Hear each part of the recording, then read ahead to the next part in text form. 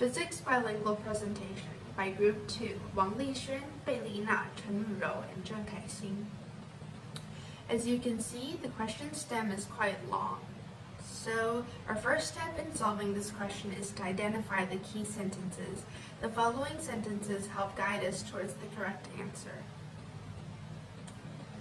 If the wheel and the ground are in pure rolling motion, there is no relative sliding between the rear wheel and the ground. This implies the existence of a frictional force 1 between the rear wheel and the ground. This friction force 1 is the primary force propelling the cyclist and the bicycle forward.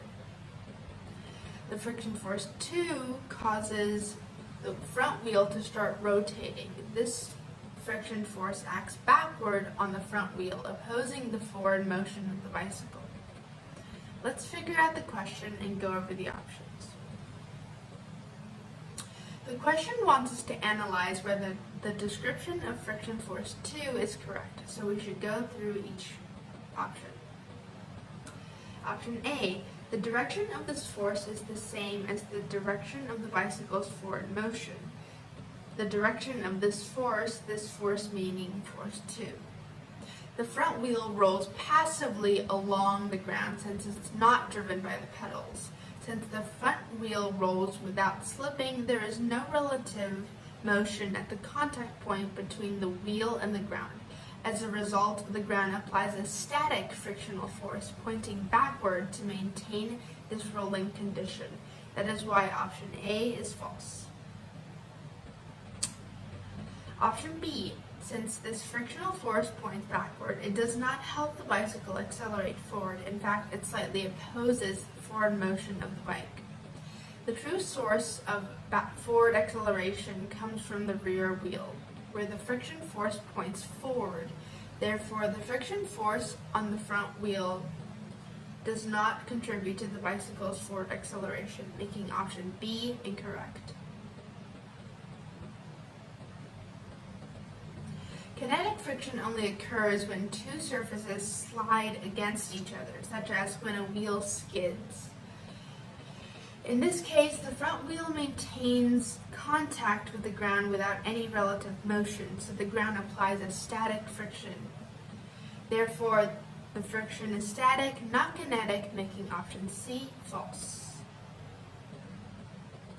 Option D, due to this force, the front wheel of the bicycle rotates counterclockwise in the diagram, this force being friction force 2. A backward friction force creates a clockwise torque on the front wheel, which helps it spin the forward direction to keep up with the motion of the bike. In other words, the friction force actually causes the front wheel to rotate clockwise, not counterclockwise. Therefore, option D is false. Option E, the magnitude of this force is less than that of friction force 1. This force meaning friction force 2. Since the bicycle is accelerating forward, the net force must be pointed forward. This means the rear wheel's friction force 1, which drives the bike, must be larger than the front wheel's friction force 2, which only prevents slipping. So friction force 1 is greater than friction force 2, making option E correct. Extended discussion.